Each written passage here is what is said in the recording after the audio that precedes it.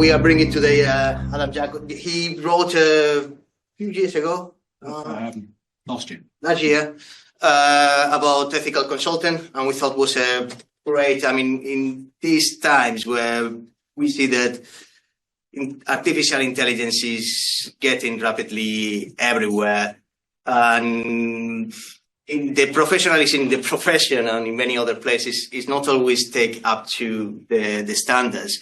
I think it's getting more and more relevant. I could put one of the big cases that we have had in the last years, from the post office to, but being honest, the other day I was coming from the States back to London, and Heathrow was closed. So I think it's important to admit that, especially in consulting, management consulting, and when dealing with IT systems, we need to keep professionalism up. Ethics are very important, and they are going to be more important. And I welcome Adam again. While I was on my way here today, I bumped into someone who asked me what I was going to be talking about, and I said, "Oh, I hope this particular consultancy isn't going to be there because they have no ethics." Yes, but KPMG, I think that's ethical story. But it got me thinking, because I know someone at a particular consultancy, and I know he's very ethical, and I thought there is a big difference between the ethics of a firm and the ethics of an individual, and sometimes there's conflicts between the two. What you said about regulation before was really interesting. I remember when I went many years ago to an interview at PA Consulting. On the wall in their old office, there was a newspaper article about, they were asked in the 1990s, should consulting be regulated? They said no, so the government didn't do it, which is, I think, slightly frustrating, because I think it should be. But it's never too late to go back and re-question these sorts of things. It's just about finding the right people to raise it and to answer it. So, timings are very approximate. Quite happy to be very interactive as we go through, and I've got questions on some of the slides if people want to raise experiences and things. That's fine. So we'll start with an introduction. We'll talk about what it means by ethics, what's ethical by design, how do you bring things in at the beginning versus bringing things in partway through, putting ethics into practice. So how do you actually do stuff? There's a lot of theory out there, a lot of frameworks and rubber stamping, but how do you actually deliver stuff ethically? What happens when we get it wrong? We're all human, we're not perfect, and make mistakes. So what happens then? Some case studies. I'm absolutely certain we've all got case studies of things that we've seen where things aren't quite ethical. So I'm going to talk about a few different ones that I've seen. And working with others who work to a different ethical standard. So if you're very passionate about ethics and you work to this standard, you know, what if you're working with this person or this organisation over there, where they work to a very different standard to you? And how do you do that? I remember doing a philosophy lecture years ago about how you can't use your values to judge the values of somebody else. So it's not a matter of right and wrong. It's about what everybody else thinks. So I've run some polls across LinkedIn, see what people think. It'd be interesting to gauge opinion in the room at the end. We've got Q&A afterwards, but I'm quite happy for that to be interactive as we go through as well. So, you can see at the back here, I picked this background because this is a picture of a large coffee shop chain. I say 99% of our coffee is ethically sourced. People are starting to use ethics as a marketing thing. Definitely can't see this because it's blurry, but it talks about where the coffee comes from, not how it gets there. So it may well come from a renewable forest, but if it's coming halfway across the world, is it still ethical to consume coffee there? I'm not going to answer the question. It's just something to think about. So who am I? What makes me an expert, and what makes anybody an expert in ethics? So I've got the two charterships. I was published in IT Now on an article around ethics. I've done some primary research. I'm human, as we all are, so I believe humans are intrinsically, we want to do the right thing, hopefully, and you know, it's something. And then I've in the last year set up Forwd, which is branding as an ethical consultancy, so trying to do the right thing by the client ahead of all other things. And I think it's important for all of us to think about what will make us experts in ethics, because I think we all are in our own way. So what do we mean by ethics? So we've got the BCS Code of Conduct. This promotes responsibility in society, which is a big thing. It helps boost professional skills because we're going into our clients not really knowing what we're doing. It's just not ethical. It encourages transparency and honesty. We have a duty of care to your relevant authority. And relevant authority is a phrase that's used throughout the Code of Conduct, and it relates to, it could be your employer, it could be your client. If you're a student, it could be university. It's whoever you are bound to, who you are under, who you're reporting to. And then it gives members a vehicle for pushing back against unethical demands. And I've got a question in the corner there saying, does it go far enough? It's very high level. It's, I think, 5 pages long. And it doesn't cover specifics. It was written, last updated, I think, 3 years ago. There's no mention of AI. There's no mention of anything specific, but it is high level enough, to be able to apply. But there is, I think, an open question as to how far do you go in establishing how binding and how worded a code of conduct like that should be. We've got ISO 20700 2017. So the BCS Code of Conduct is all about individuals. This ISO standard is about management consulting firms. So this is about best practice in how you run a consulting firm. The downside of this is that it's generally self-certifying. So, you know, I've got it for my own consultancy, and I think pretty much every consultancy must have it because it doesn't take a huge amount of effort to get. If you live by it, then you end up having these values, you know, integrity, confidentiality, independence, transparency, and having a long-term impact. Again, this is on the firm rather than on the individual. So there are differences between the two. We've got other ethical frameworks as well. So we've got the IEEE one, we've got the one from the CMI, Institute of Business Ethics as well. Does the IOC have their own one as well? It's part of CMI. Right, okay, fine. Yeah, so tailored for consulting. Yeah. You're aware of the charter, are you? Yes, The Chartered Management Consultant Yes. framework, so it's in there. Okay. So there's lots of other frameworks. There's also lots that are sector specific. So public sector, you've got Nolan principles. So you've got the NHS has their own ones, and there's lots and lots of others depending on the sector that you're working in. And there's also non-professional ethical frameworks as well. So there may be ones that people adhere to for one reason or other. There may be cultural ones or national ones or whatever it might be. If you're working with somebody from a different background to yourself, they may have different ethics and values to yourself. So what does ethical by design mean? So if you're embedding it from the very beginning, this is greenfield ideal scenario. You sit there at day 0 and you review all of the ethical frameworks available for the relevant authority that you happen to be working with. You're going to look at any other relevant frameworks. You're then going to draft project-specific ethical guidance for the project, and then have all the new joiners commit to deliver against this ahead of all other priorities. And that's really key, because if people don't commit to deliver ethically, then it's a rubber stamping exercise. It's really, really vital that ethics comes ahead of everything. And if somebody gets to a position where they think, well, actually, I can't deliver if I have to abide by these ethics, then that's something to raise up and to escalate and to discuss with other people, not a decision that any individual on the project should be making by themselves. This is all very theoretical. Most things on day 0 sorts of projects, and it looks like we come in and things are running in a particular way. And this is not easy to maintain. So if you look at existing projects, if you go to an existing project that has no, I'm not saying it's being run in an unethical way, I'm saying that has no formal ethical framework or methodology associated with it, You need to get buy-in from senior management, which is not always easy. And that's not just necessarily the people running the program or project that you happen to be working on, everything that touches.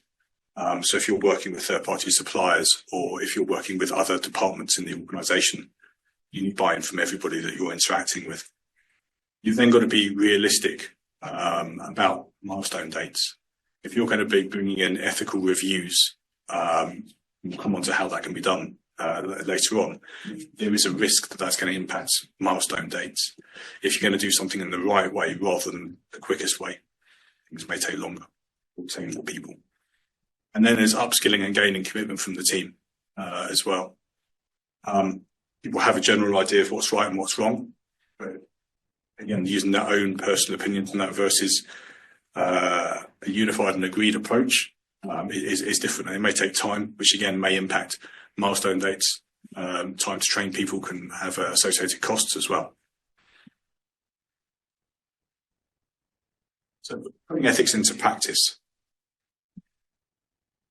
So I've seen this done once, where they put ethical non-functional requirements into the program, and insisted that everything was signed off against it to make sure that work packages were done in the right way and delivered ethically each time. For the vast majority of work packages, it was overkill, because most things don't come close to being controversial in any ethical way at all. If you're working on a project that is close to the line, then maybe this might be something that you could consider. But if it's something that's not really relevant every single day or every time you're working with a package of work, it does become a tick box exercise, and people don't think about the ethics quite so much. So it's a good idea and something to think about and have in your back pocket, but not necessarily something that you'd want to apply all the time. So then you come to sort of the other side, which is the ethics review boards that I've also seen, where people say if you've got an issue, bring it to the board. The trouble is most people don't.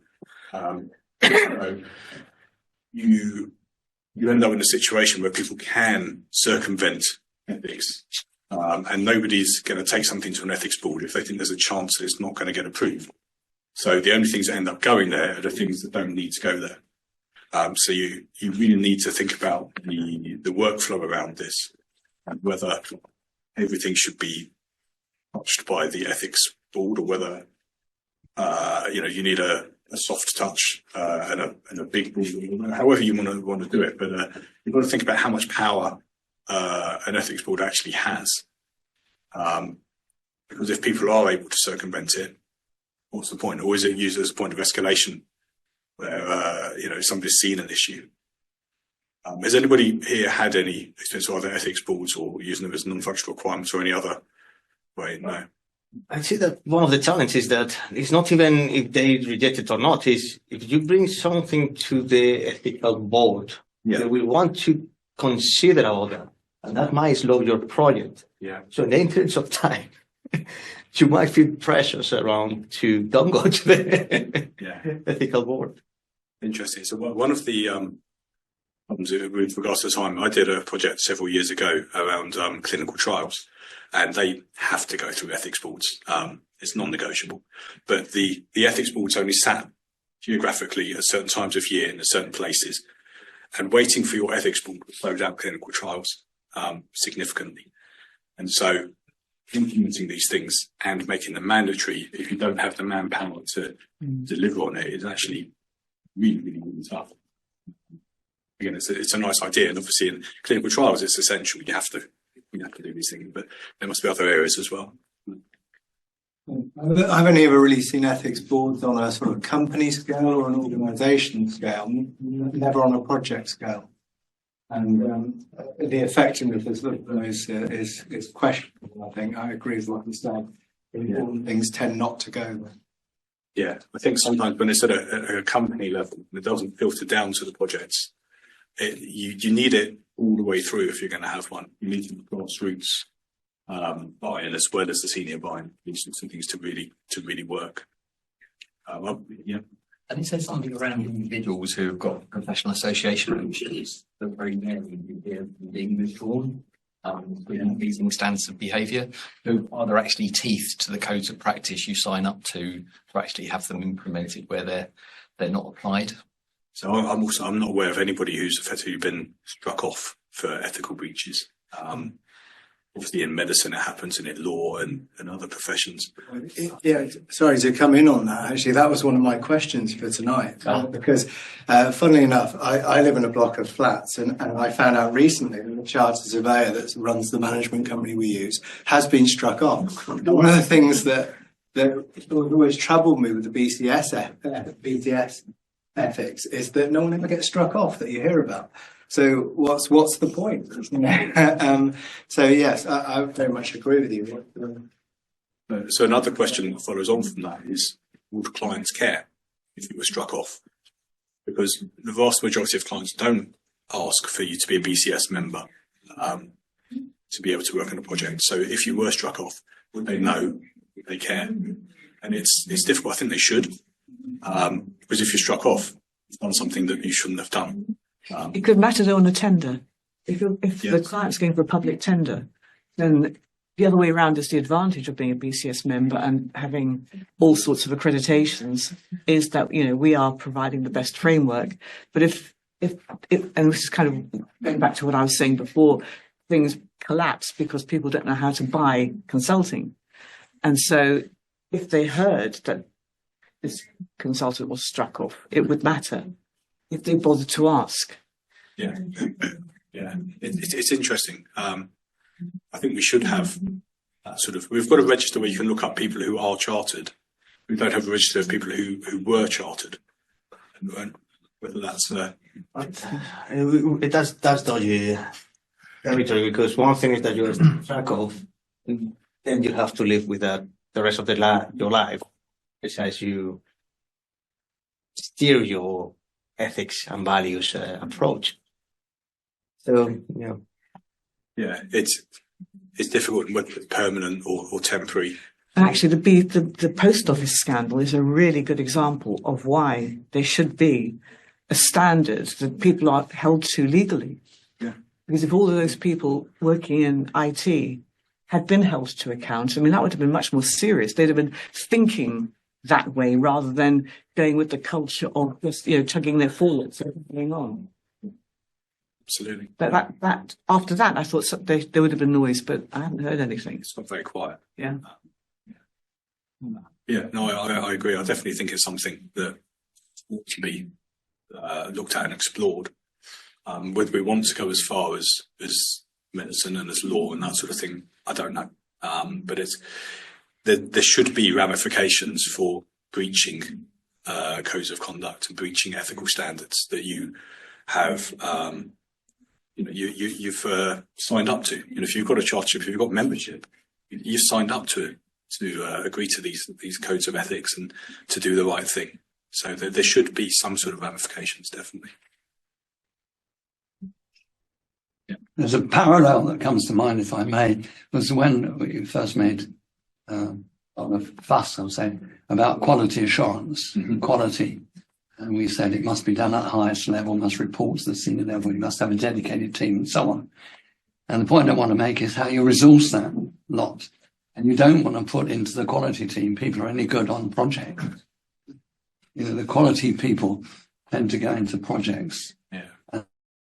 And then in quality assurance, and I'm going to suggest it's worth thinking about here, why are people in that group? Who are they? What's their qualification for being there? Yeah. What are their motivations?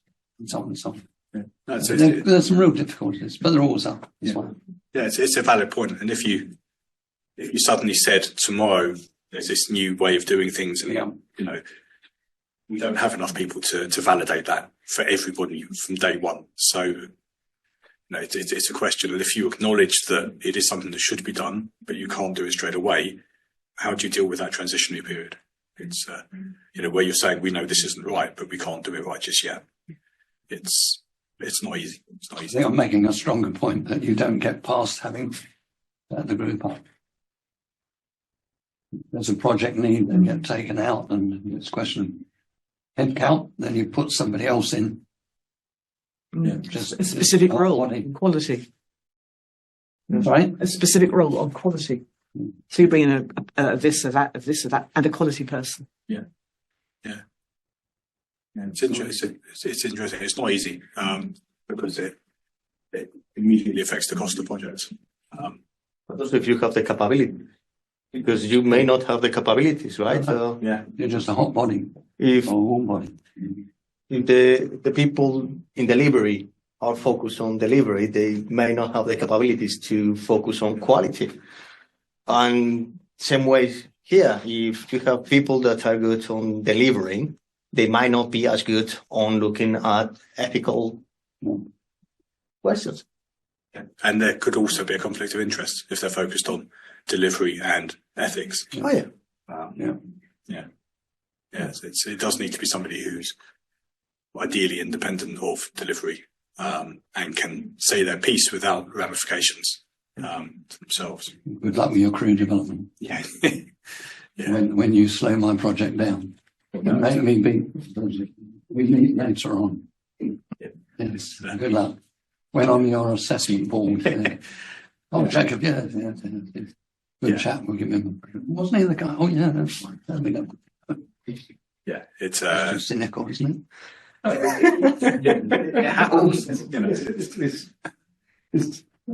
Yeah, I mean, you say a valid point. I mean, if you have an ethical board, and that board is going to say, VP, you are not going to get that thing that is going to help you strategically.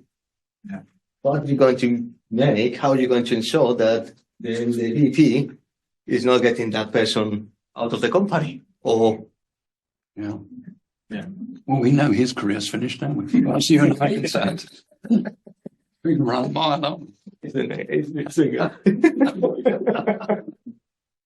it's very interesting. There's a lot of valid points. There's a lot All these things. to take on board, and there's a lot of idealism versus pragmatism as well. Yeah. And there's a balance, and that's going to be different depending on the organisation that you're working with. Rating is another way of looking at it. You know, can you make people responsible and accountable for this stuff? Does it help? It definitely improves awareness, but again, in enforcement of this sort of stuff, you can say to somebody, "You were responsible for this. You were accountable." But what's the ramifications of it? And if they all agree that it's okay to bypass this ethical thing, does that actually make it okay? Probably doesn't.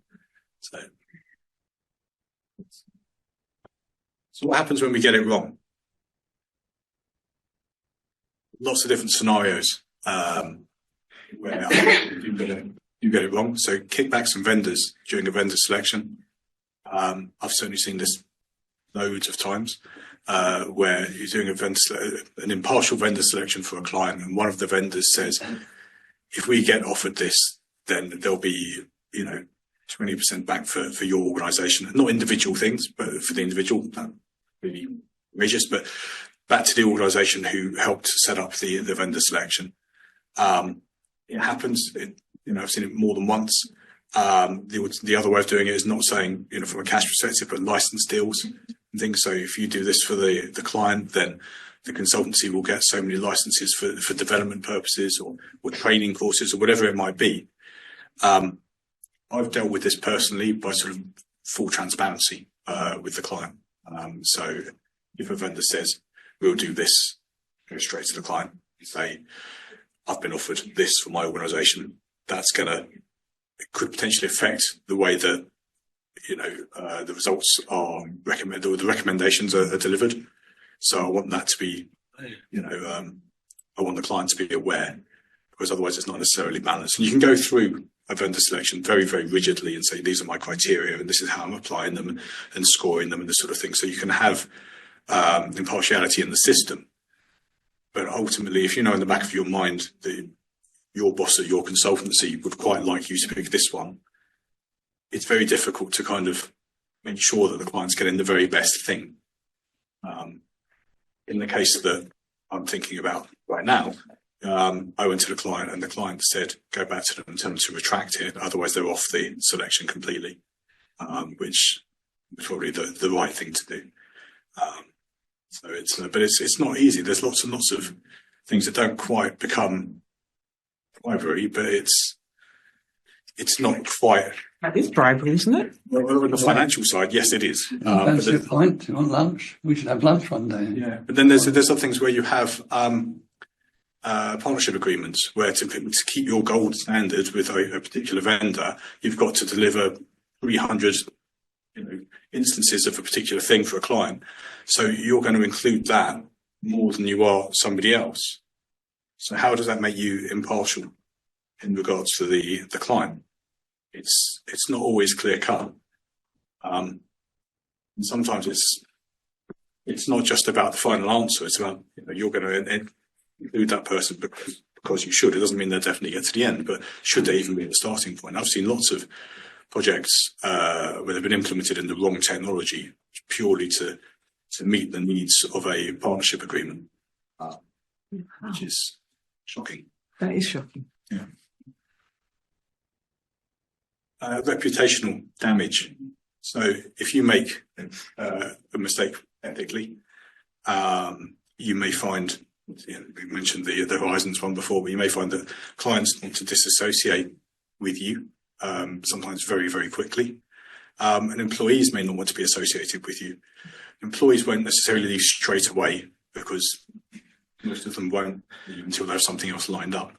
But the reputational damage can be very, very long term. It can really, really have an impact because, the employees who don't leave, the morale can go down. Clients disassociated with you.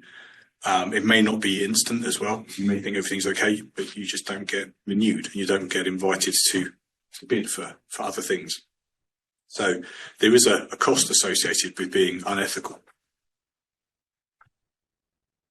Financial impact, the loss of work, the cost of recruitment, rework as well. So when something's discovered, how much is it going to cost you to put it right? Because the client won't pay for that.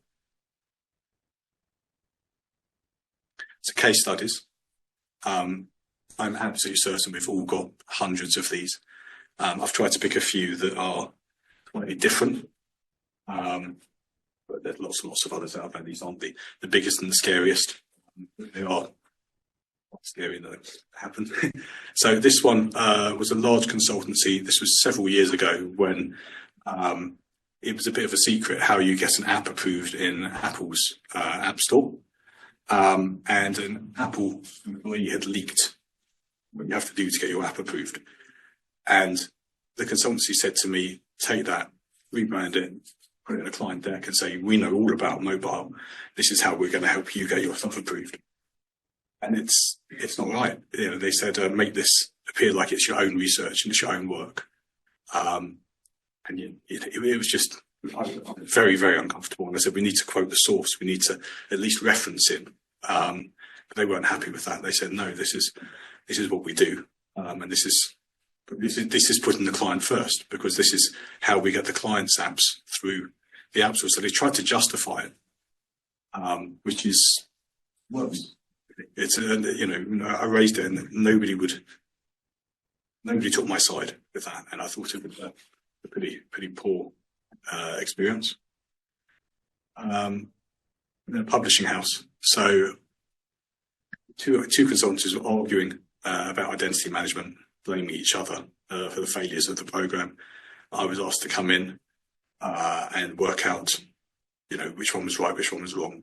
They both had pros and cons, but also the client had pros and cons. It wasn't just those two. It was the way that they were being engaged and the way they were being managed, which really didn't help the situation at all.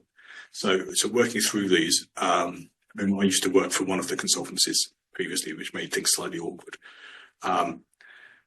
It's not always easy to do these things, and sometimes you have a conflict of interests when you're asked to be an impartial voice. So even though I'd worked previously for one of the consultancies, I knew their methodologies, I knew what they were supposed to be doing, and it was easier for me to look through what they were doing versus the other one, who I'd never worked with. They were both large consultancies. And it wasn't a case of right and wrong. It was different. And this is similar to when people are working on different ethical frameworks. if one of them was by themselves, they could have delivered the whole thing in that particular way and it would have been fine. And if the other one had done it, it would have been fine as well. But they couldn't both deliver their thing in the same way. It just didn't work. So going through and talking to them and then talking to the client about how to manage them, ended up with one of the consultancies backing down, and the client changing the way that they managed the two consultancies going forwards. This is a really big one. This is one I actually wrote to my MP about because it's big. It's a public sector project where a large consultancy was providing 40 people for a specific project as part of a much bigger program of work. And what they did was inflated the DDAT and the Sophia requirements. So DDAT is the role, so senior programmer, program manager, whatever it might be. And they said for this particular role, we need Sophia level 5 Java developers. This work was copying and pasting XML, literally from an old system to a new system. Apprentices could have done it. It would have saved the client money. It would have, upskilled people. It would have been the right thing to do. Now, the large consultancies, so I was working for another consultancy providing people for that consultancy, and they were pushing back saying, no, we need Sophia level 5 people. They had no one qualified to test that somebody was Sophia level 5. They were looking through a CV and they were doing interviews, but they didn't have anyone. And so it was basically gut feel, and it was their view versus mine. And we ended up getting people through, sometimes, and sometimes we didn't. But it wasn't right. It meant that the day rate was inflated, so we were charging for level 5 developers to do very, very low-level junior work. And the client, which is a government department, is paying an absolute fortune for this. And it's not right. There are other aspects of this that were also not right as well. So a lot of the other people on this program were contractors who were working together, not doing a lot of work across a sprint. And then my team came in and did a lot more because copying and pasting doesn't take very long. And they told us to stop.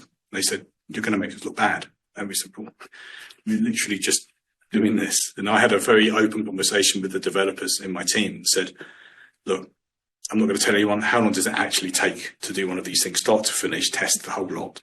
And they said, we could probably do, 5 or 6 of these a day. And I said, well, as a team? I said, no, each. So I was like, oh, and how many of the contractors doing? So 2 per sprint. And the difference was huge. And it's public sector waste. And doing the right thing is very difficult when, if I'd raised this to the company that I worked for that was providing people to the large consultancy, they would have said, well, fine, but we're not going to take people from you anymore. So the impact there is very difficult. Very, very difficult.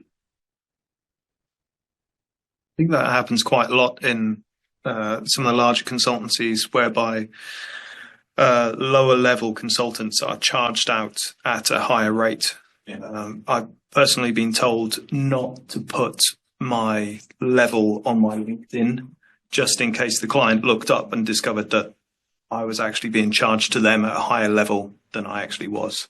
Yeah. So yeah, it happens a lot just to bump up. And it's going to be. I've been particularly with graduates as well.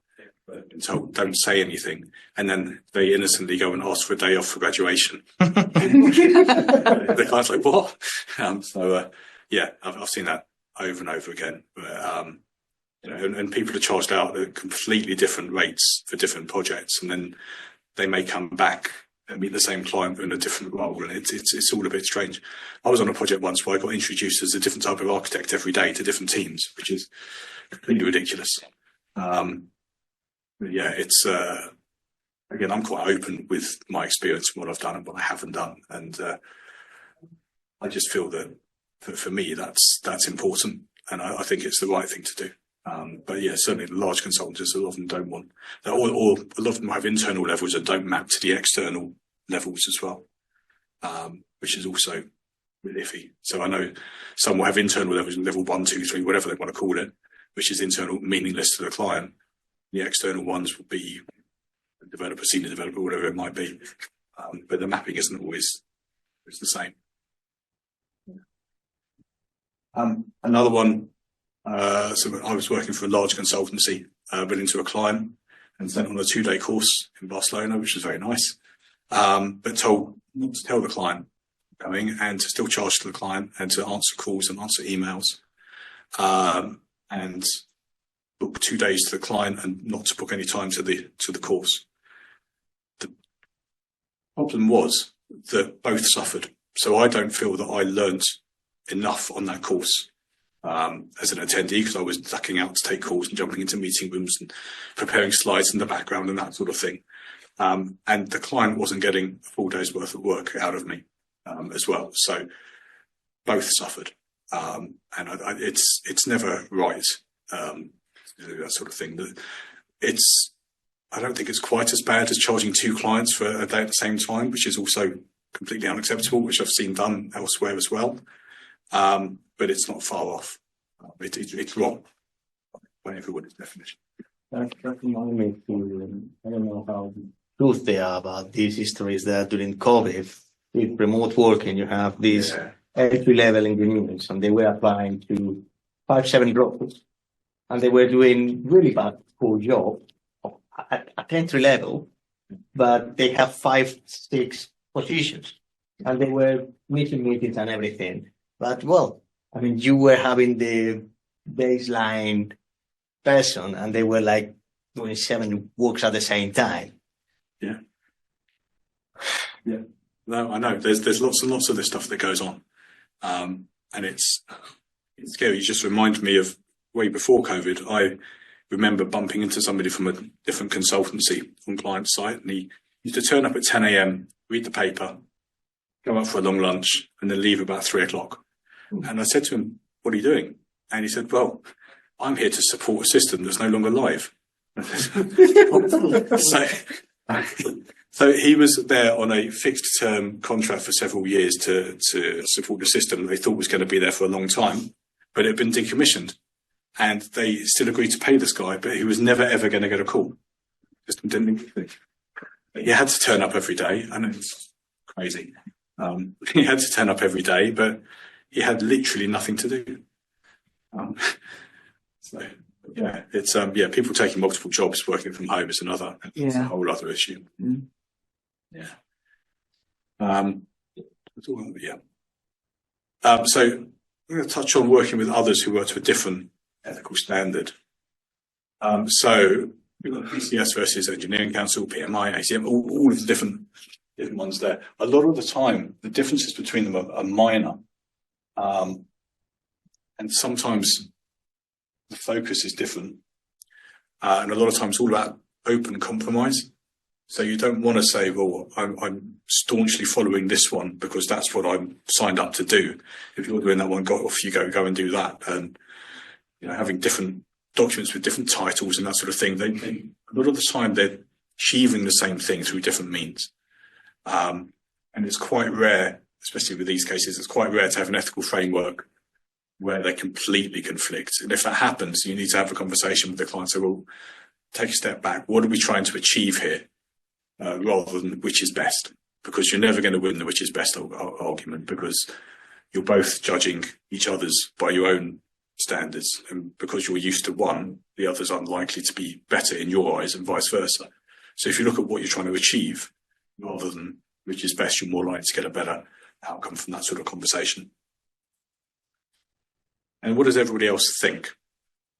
So I ran a couple of polls on LinkedIn. So the first one, should management consultancies be regulated and held to account for the advice that they provide? This was what I mentioned at the beginning about the article about PA consulting. 74% of people there said it boosted professionalism. 26% said no. It's interesting looking at the people that said no worked for large consultancies. You just want to be left alone. And the ones that said boost professionalism were a mix of smaller consultancies and past clients of mine as well. I think it's an important conversation that needs to be had again. This is something that I feel quite passionate about, but it's a bit more sort of controversial looking at the results. So should a consultancy continue to quote case studies after all the staff who have worked on it have left the business? 60% said no, 40% said yes. And I've seen it a lot of times where you ask a consultancy, three case studies as part of a tender process, and they'll come back with three, but they may be, a couple of years old and they've had some redundancies and they no longer have anybody who has got any experience in that particular thing. Should they still be quoting it? It's their IP, but they don't have any expertise whatsoever in it, so is it still valid? People said yes, all worked for consultancies, and the people said no, all worked for client-type organisations. And I think clients just assume that if you've got a case study, you did it and you know what you're doing and you can do it again. Now, it may be that you could argue that because the consultancy got a group of people to do this thing, they can get another group of people to do something similar again, and that's a valid argument. But I think it's important to be open with these things. And I know a lot of the time, case studies are quoted are quite tenuously linked to the tender process anyway. I just think it's important that you can deprecate case studies rather than keep them forever. Once you've actually lost either the people or the skills or the experience that's required to be able to regenerate that particular case. I don't know if other people have any thoughts on that sort of stuff. I wonder how many times a buyer of consultancies ever asked question that, the way you've put it. I think it's a really great thing to think about. I'm confident nobody would say, are those people still working for you? Every so often, I've seen the clients say, I want the lead architect from that program. And they say, yeah, sure. And then in the small print, they're not available. They want another project. And it happens. And that's one of those things. Hide it, but point blank question, do those people still work for you? It's different. And I think that's a really important one. Yeah.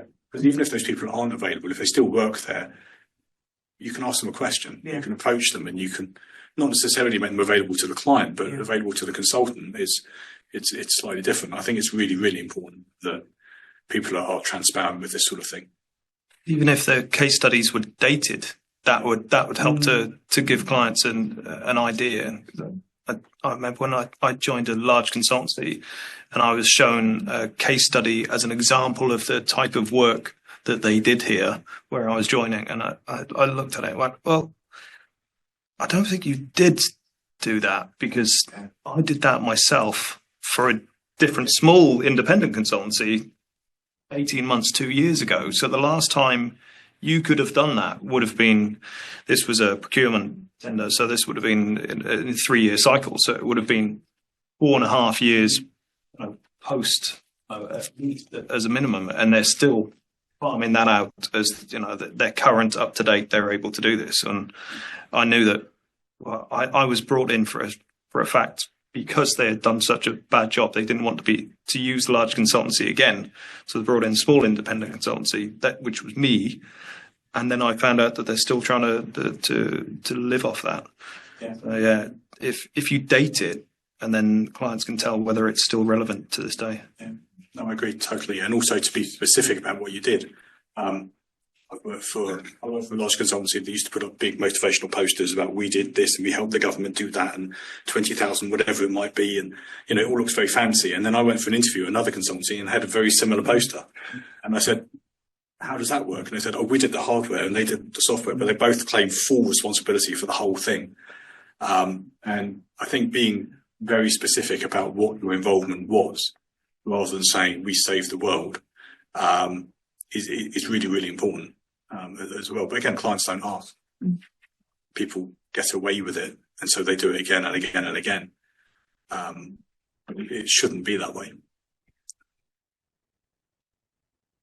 So I've reached the end of sort of the planned content. Sort of here for sort of any questions and answers. There was an interesting one that just popped up on that very last point, actually, which was a more extreme example where somebody was actually presented with a spread which was basically the work that the guy himself had done. consultancy was claiming responsibility for it. Yeah. And in a vendor selection before one, where so some mobile device management where back in 2008-ish, all the mobile device management vendors were very, very small, but they were all claiming very similar large references, one of which was lying. They'd never done anything with them, which was. And the other observation, Kitty was just saying that, but from being on the client side as a civil servant, she was aware of grads coming in and being charged at full rates. Yeah. No, I've seen that everywhere. I wonder, because we were talking about citing cases, and if you're in a consulting and you move on, your experience remains with you, so you will be able to say things that you have done with the consultant. However, if you do so and you do publicly, you may reach the exit agreement that you have with the, because obviously it's part of the IP. So I just wonder the relationship between that scenario and the opposite, which is once that the expert has exit the consulting, it's true that you have the IP, but you don't have the knowledge. So I just want to understand, well, just wonder where is the leverage or where is the efficient way to handle that situation.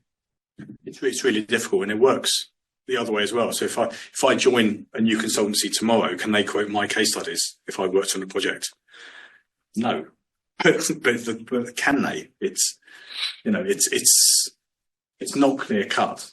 I think if you're open with the client, you say, we've got this guy, he did this, this and this prior to joining, that's entirely valid. Not necessarily naming the clients, but naming the industry, the tier one retailer or something, or central government department. That's entirely valid. The other way is it's not black and white. It's not easy to answer. That would sit though in the consultant's profile. Yeah, It goes out to the client, and it would have something of that in it, but it wouldn't necessarily say which consultancy it was. So that does stay with you. Your experience stays with you. Yeah. But it wouldn't be a case study. No. I think something those are worded though. People think that it's all part of that consultancy, because if my profile was to go out to a client with, I've done this project, that one, and that one, which I genuinely have, but not for that consultancy, and then I'm not available, the client may think, well, they've got all of this experience, but they don't necessarily. So it's it's all about transparency. It is on both sides. Yeah. Onus on the client to interrogate properly, not just rubber stamp everything, which is what they do. Yeah. And for the consultancy to be open. Yeah. It's far easier. Yeah, definitely. And again, with responding to bids, the default position of a lot of consultancies is say yes and we'll sort it all out later. And the small printing might all be wrong. Like builders. Yeah. So it's not easy when you're working in an environment like that. Yeah. Any other sort of questions online? Nothing further. Any other questions in the room? Yeah. I think there's a dimension that I'd bring out around overselling, which I think is a label I put on some of the things that you've been describing as unethical. Indeed, they are unethical. And there's, I won't name any names, but there are some industry case studies of IT professional services firms that have oversold. And that kind of, I know that works in the short term, but it doesn't necessarily work in the longer term.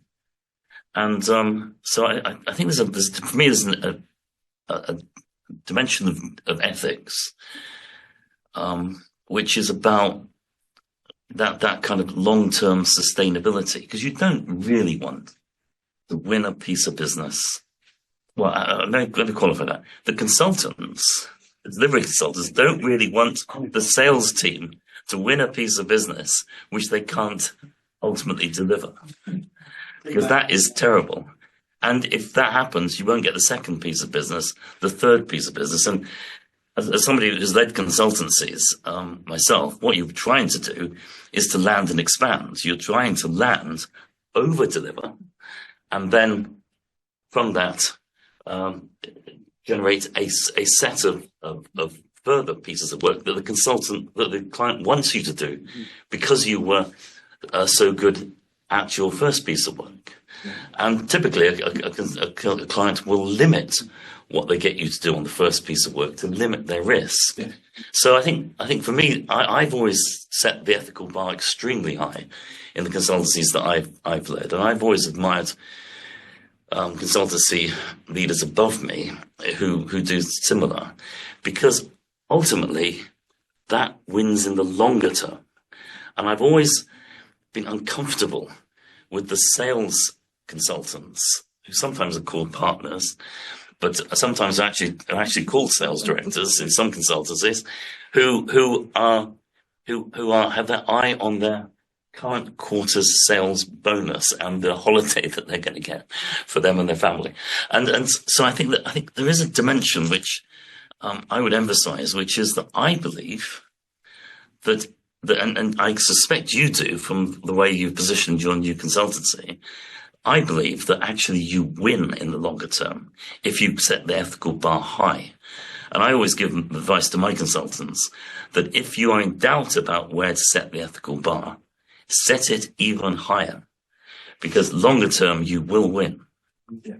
Yeah, I totally agree. With regards to overselling, there's a lot of large consultancies out there who will oversell and then just push the delivery team hard so that they do deliver, which is also not ethical. In a different way, you're delivering to the client and you're committed, you're doing what you're committed to do. And if you're making your team work 16, 17-hour days just to do that, that's not right either. And I remember when I was quite junior raising this with my manager, saying, I don't think this is right. You know, bags under the eyes, exhausted for 8-10 weeks worth of work at crazy hours. And I said, there's no recognition that I've done this. And he laughed and he said, he goes, you know, if I got you to do it, then I can make you do it again. And that was his view. And his view was that we can oversell every time because we can always deliver, but it doesn't work if you're killing your staff. It's not manageable. Yeah. I'm led to believe, and I talk to an awful lot of senior global consultants, a lot, and I'm led to believe that the culture has completely changed post-COVID. Yeah. And well-being is very high on the agenda, and the suits and the ties, they've all gone, and everybody's very flat. And I thought that, sorry, I thought, but it seems to have continued. So that may not actually be so now, Okay. if I believe what I'm told. Yeah.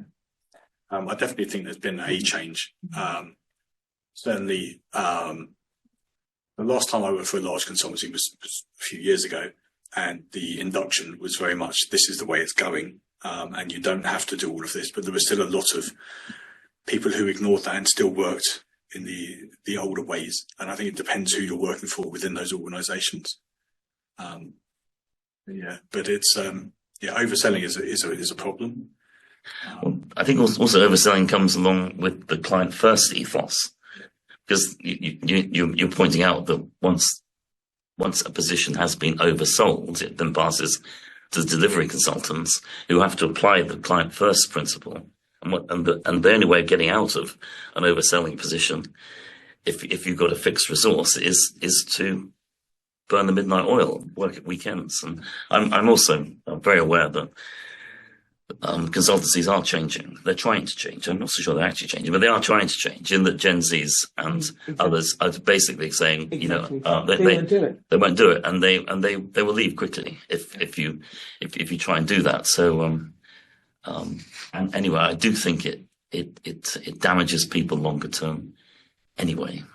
Yeah, no, I agree. I think whichever way it is, you're either delivering by burning people out and it damages that way, or don't deliver and the client won't go back to you. Well, that's the other thing.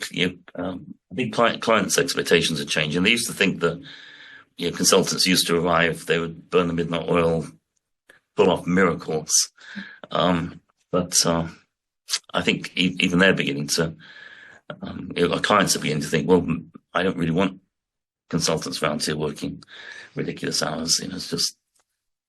Because as the consultants are younger, so is the buyer of consulting. They're also younger. They are. So they have different expectations. They don't expect what I certainly experienced. I experienced the American way. Yeah. There's no such thing as a clock. You just kept going. It's done. But that's not what I'm hearing now. So anyway, I'm as you can tell, I have the battle scars of overselling, and the T-shirt, Balance. and the bank balance, but it's never worth it, in my view. No, I think it's as I always say to you, it's important to do the right thing, even if it's not the right thing for you. So Correct. I just feel really passionately about that. Yeah, I do. Any other questions for Mr. Reyes?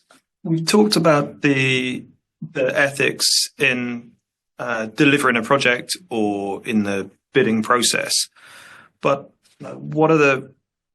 we haven't talked about the responsibilities on the consultancy or the individual consultants to vet the client or to vet the individual project. Is the client is the project going to do harm? It's all well and good saying you do best by the client, but if the client's motives don't align with yourselves, should you take on that project in the first place? Do you want to start doing very lucrative pieces of work for arms manufacturers or the tobacco industry? Is there anything? Should there be an ethics consideration? If it's not an ethics board, then it's the sales managers of that consultancy in taking ethics into account at that stage. Yeah, I have seen consultancies turn down work in gaming and in defence before. Not always. Some will just take on anything and everything. Yeah. But I have seen it done. So the mechanisms exist for people to say no, and they don't have to bid for something. It's a lot of effort to bid for a piece of work. So you don't accidentally win. Sometimes you might do, but most of the time you don't accidentally win this stuff. So you've put a lot of effort in to do something that may not be ethical because of the industry it's in. That's a decision that not just one person's made, that a whole load of people have made and accepted to get to that point. And then when it's been delivered, you have not said, no, I don't want to be on that project. I think that's often also a question of reputational risk rather than ethics, that we don't want to be associated with this because we'll get bad press, as opposed to it's unethical for us to be the consultants who help with it. Yeah, I think, and you would more likely still, certainly the consultancies that I've dealt with would be more likely to take that work anyway, but then just not make it as a case study or write a white paper about it after this, try and keep it quiet. They would still take on the work. And when it comes to individual consultants, an individual consultant saying that they morally object or ethically object to a particular client or a particular piece of work, that doesn't go down very well with certainly the large as it was mentioned earlier, the large consultancies where you're just a warm body. It doesn't matter. If you're available, you're going to do it whether you want to or not. And even if you don't, there's no impact because somebody else will. Yeah. So you can voice your concerns, but it has, other than your own self feeling better for not doing that thing, it doesn't change an impact to your career. Yeah. That's down to personal ethics. So I've spent 26 years in the defence industry. And some of those years, I've worked in companies that have non-defence projects in. So if you don't want to work on a defence project, you don't, and you follow your own personal ethics. But I think defence is a wholly ethical activity. It's interesting as well when a consultancy becomes more ethical. If they decide that they have a for whatever reason, decide to become more ethical, what do they do with the clients that don't match that? Do they just, we're not working for you anymore? Do they just wait and not renew, or do they hand over? It's, if somebody has taken on a load of projects in sectors they no longer want to be associated with for whatever reason, how do they move away from that without massively impacting the shareholders or the bottom line in some way? It's not easy. Large consultancies by their nature are very broad churches, aren't they? You don't get large unless you cover many sectors typically. Yeah. If the consultant needs to follow their personal ethics on that.